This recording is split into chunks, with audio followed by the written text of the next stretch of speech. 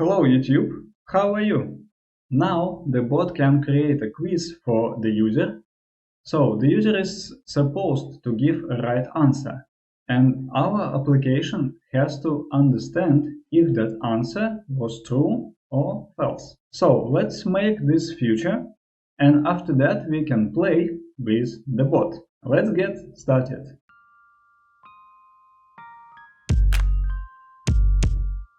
Okay, last time we made a new message file that creates quizzes and form a text message with different answers.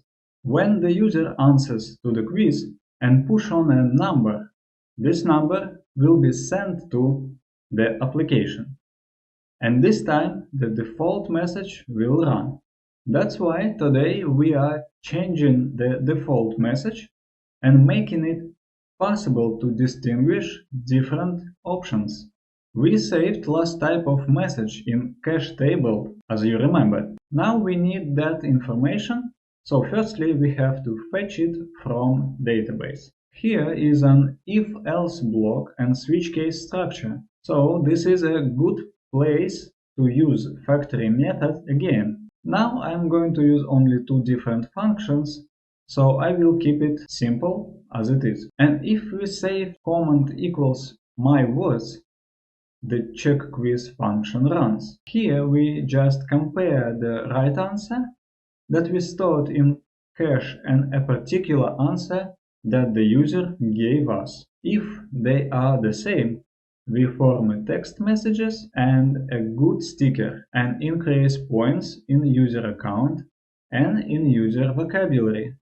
So this word will not appear for some time. If the answer was incorrect, the text would be different, the sticker sad, and points decrease. And therefore, next time the word would be the same, so user could repeat it right away. Then save the text message and clear the cache table. Okay, well, now the user has a quiz and 4 options for an answer.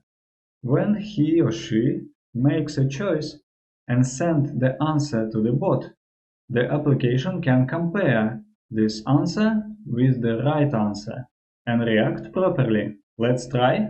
Okay, what is this? Cold. Cold means külma. Okay, that's right. What is this? Läheta. Läheta means to send. Okay, alright. What is this? Viipymättä.